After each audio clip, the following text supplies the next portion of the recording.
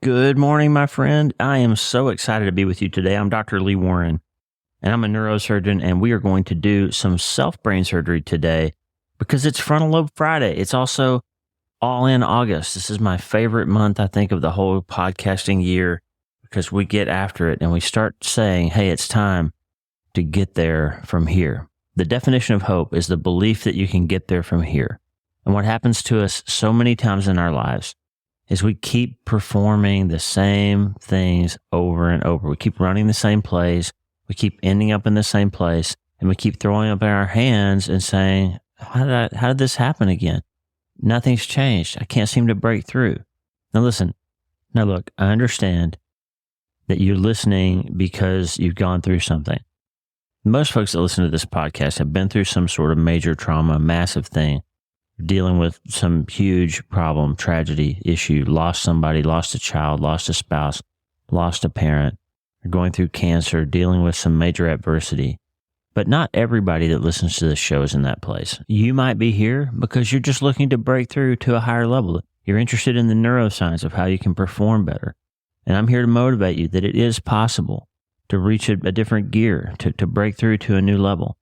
And we're all about using the idea that we're not just our brains.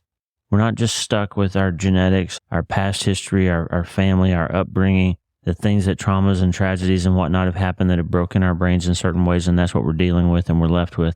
No, we're about the truth from neuroscience and quantum physics and scripture smashed together, that mind is in control of brain, that the brain is not the boss of you, that your body and your brain feed back to your mind, but your mind is in charge. And if you learn how to operate that system properly, you can break through to a level of performance and achievement and even peace and happiness in your life no matter what you've gone through. You can develop a new level of resilience no matter what you go through in the future. You can develop a treatment plan for developing hope and finding purpose and meaning in any situation. That's what self-brain surgery can do for us, but only if we go all in.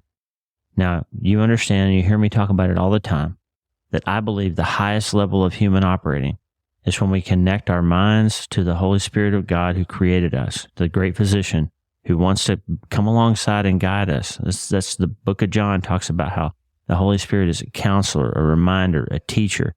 He's always out there helping us to know which way to go and what to do. And connecting your mind to that level of connection and communion with God is how you get the whole system working in the way it's designed. But if you're not into that, if you don't believe that, if you're not sure what you believe, even if you're not clear on whether there is a God or isn't a God or what you think about it, or if you don't even think about that kind of stuff at all, I just want to tell you that there are ways that you can improve your life no matter what. I believe that if you keep looking into the story, you keep digging into why this works the way it does, why the way that you've been operating hasn't panned out, and when you try this mind down control paradigm, it seems to work better. If you get to that point where you're recognizing that this smashing together of neuroscience and some things that I teach you that are related to spiritual ideas works, then I think you'll start asking questions and opening doors and looking deeper, and I think you'll find your way to the threshold of something that feels and tastes and sounds and seems to be true and works like it's true. And if it just keeps working like it's true, maybe that's because it is true. So this podcast is a safe place for doubters. It's a safe place for people who don't know what they think or feel or believe yet. It's a safe place for Christians who have come with doctrine and with background and with paradigms that have left them frustrated and feeling like it's all up to them, and you haven't been able to make it, and your doctrine and your theology don't seem to be working for you. I've walked some of that ground myself. So this is a safe place to get to the place where we say, how did the system get designed in this way? Who designed it? I think I know. But if you're not sure, just let's explore together how the system works, and we'll learn the best approaches to how to operate it. And then maybe if you start asking different questions and deeper questions, maybe the Spiritual Brain Surgery podcast can help you go a little farther. Maybe some of my books or somebody will come alongside you and you'll say, hey, I've got questions. I seem to see some design here.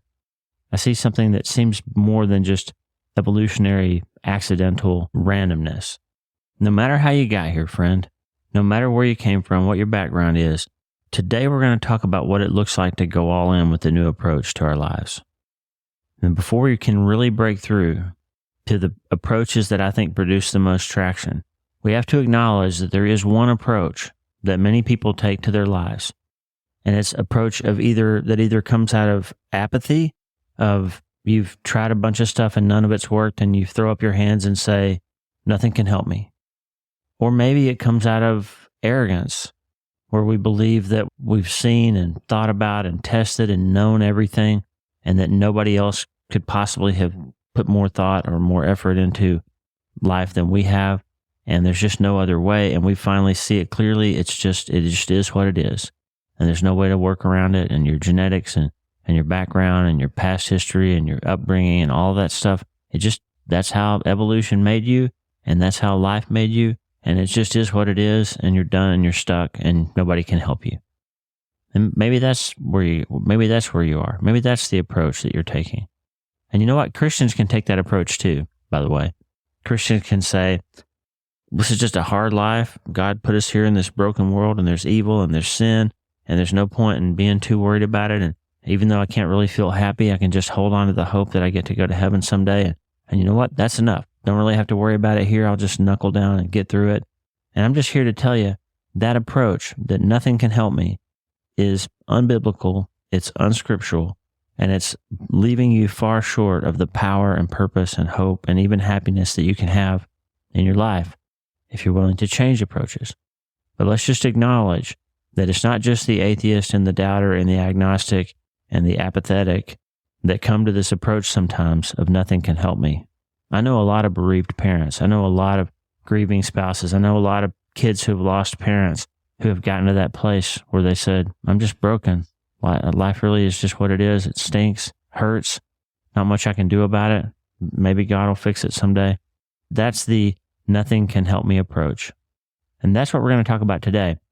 And I want to give you just one idea, one sort of mind shift that you can make if you've been stuck in the nothing can help me approach. I'm going to give you one thought process that you can use to move forward from there. And it came from Mark Batterson's book, All In, and a chapter that we'll talk about in a moment. I just want to give you one idea today on Frontal Lobe Friday. And tomorrow on Self-Brain Surgery Saturday, I'm going to give you another approach. But today I want to give you a play you can run that will start to break you out of the nothing can help me approach. And it might be amazing to see what happens if you're willing to give it a shot. So if you're ready to change your mind and you're ready to change your life, let's get after it. Okay. The basis of All In August, okay, is the book All In by Mark Batterson. And I want you to read it. Trust me, so many people have gone through, this is the 4th year in a row we've done All In August. And so many people have done it and never read the book. In fact, somebody I love and care about deeply, I've been talking about this with them for years. And we've done All In August together. We've talked about it. We've committed to do it together. And just this year, they said to me, hey, I finally read the book. And wow, it changed my life. It's just really making a huge difference. And I bought a bunch of copies for my friends and family. I'm telling you, friend, go read the book. You can't get the most out of All In August if you haven't taken the time to read the book. And if you don't even have time to do that, or you're not willing to do that, at least go back to Mind Change Monday from week before last, or last week rather, and listen to Mark Batterson on the podcast. I brought him right here to you, so you don't even have to go buy the book. You can just listen to the conversation I had with Mark Batterson. I'm not elevating Mark Batterson. I'm just saying he's a guy who wrote a book about the process of going all in, and that's the textbook that we're using for this month, okay? All In by Mark Batterson. It's worth your time, I promise you. I'm making a strong recommendation that you read the book. Secondly, if you want to learn more about the neuroscience of how we do self-brain surgery and how I came to that conclusion and how it made a difference for me and Lisa and our family after we lost our son, Mitch, read my book, Hope is the First Dose. It's the secondary textbook to All In August. It will make a difference in your life. I got a letter yesterday from a woman who lost a son. She said, no, Hope is the First Dose is helping her navigate that process. It's giving her some legs to stand on to find hope again. I'm telling you, Hope is the First Dose will help you. That's why I wrote it for you, friend. I wrote it for you because I love you and I want you to have a treatment plan for what happens when trauma and tragedy and massive things happen in your life. Because even if they haven't yet, they will. But today I want to talk just for a minute about an idea that I got from Mark Batterson in chapter 9 of his book, which is called Climb the Cliff. And it comes out of a story in 1 Samuel chapter 14 in the Old Testament of the Bible.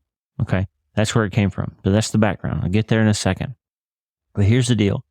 There's times in your life when you've been so bruised and battered and bloodied and beaten down by all the things that have gone on that you just throw up your hands and say, this is how it's going to be.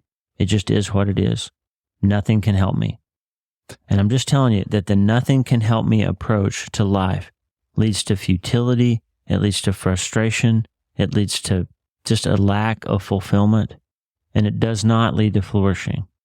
And so if you're here with me and hearing my voice wherever you are in the country or in the world, by the way, our podcast was #1 in Kazakhstan last week for a couple of days. So if you're listening in Kazakhstan, thank you for listening. I've never met anybody from Kazakhstan. I haven't ever heard from any of you by email or voicemail, but know that we're praying for you, that we're excited and grateful that you're listening. And I hope this is helpful to you. And thank you so much for listening and sharing the podcast, whoever you are out there in Kazakhstan. So wherever you are in the world, okay, friend, I just want you to understand that you are operating your life using an approach. And what's an approach, you might ask? We talk a lot about, on this podcast, we talk a lot about something called worldview, okay? Worldview is this set of lenses and filters that we all have, whether you agree or think that you have or not. We all have a set of filters through which we view the world. Those filters are installed before we even have language by our culture, our heritage, our family of origin, our religious upbringing, our training and teaching, and the kinds of things we go through all sort of put filters in front of our eyes, and we view the world through a particular lens. We see this play out in politics. There's one politician, people have been conditioned to everything they say, everything they do is going to be filtered through, this is terrible, this is awful, that person's a liar, this is evil, they're racist, they're XYZ, they're whatever. That no matter what, the person could do the kindest act of mercy for somebody and do something that anybody else would get a Nobel Prize for. And everybody would say, oh, that's horrible. What's the angle? Why are they doing that? That person's evil. Because they have a worldview, a filter in front of them. They've been trained by media, by culture, by their friends, by whatever, to look at that person negatively no matter what happens. Okay? Then there's another person out there. I'm just making this up, by the way. You apply it however you want. Apply it wherever you want. But let's say there's another person that no matter what they do, the media gives them a complete pass. They spin it positively, that everybody says, oh, that happened, but it's because, or yeah, that's okay in this context. We normally wouldn't agree with that, but because it did it, here's the reason why that's okay. And everything they do is spun positively and given a positive pass, right? That's a worldview. It means that you have a worldview in which one political party is always bad and the other one's always good, regardless of what they do, okay?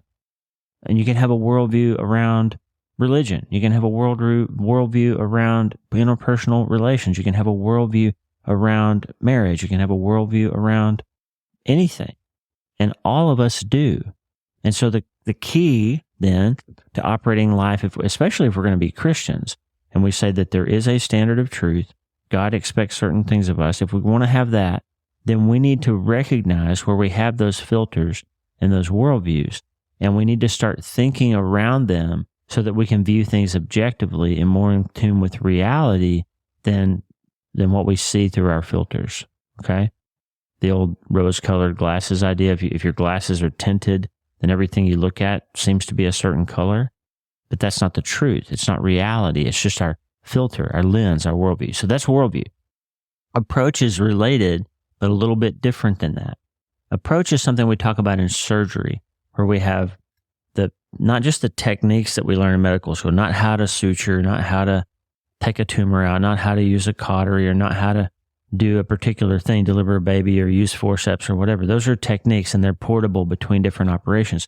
Approach is, how am I going to approach this particular problem? How am I going to put the patient on the table?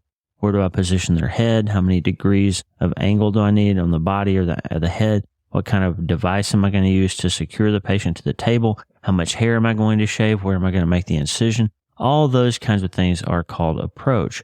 And approach is then the sum total of all the things that go into the particular way in which we perform an operation with a particular goal. Okay, we have an approach.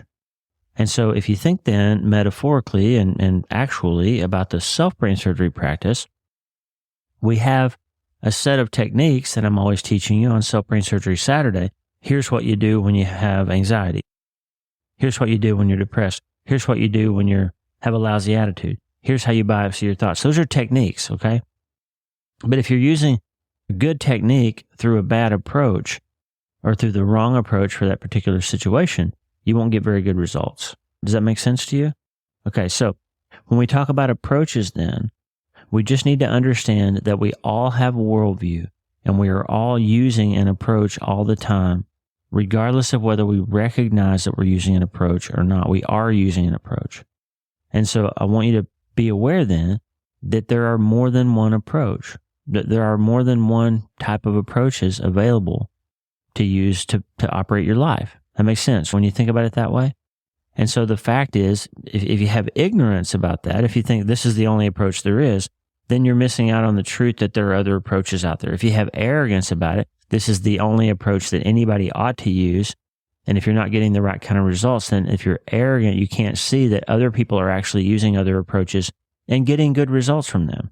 Or then if you have apathy and you say, I don't care what you do. I don't care what approach you use. This is what I'm doing. I don't care. It doesn't seem to be working. Who cares? Nothing can help me. If you have that sort of attitude, so either arrogance, ignorance, or apathy, then you're basically filtering out any possibility of making real progress in your life because you've shut down the opportunity to recognize that there are more than one type of approach available. There's more than one type of approach. Other people are using other approaches, and some of them are having better outcomes than you are. As a surgeon, it is my job to always seek the best treatment plan for my patient.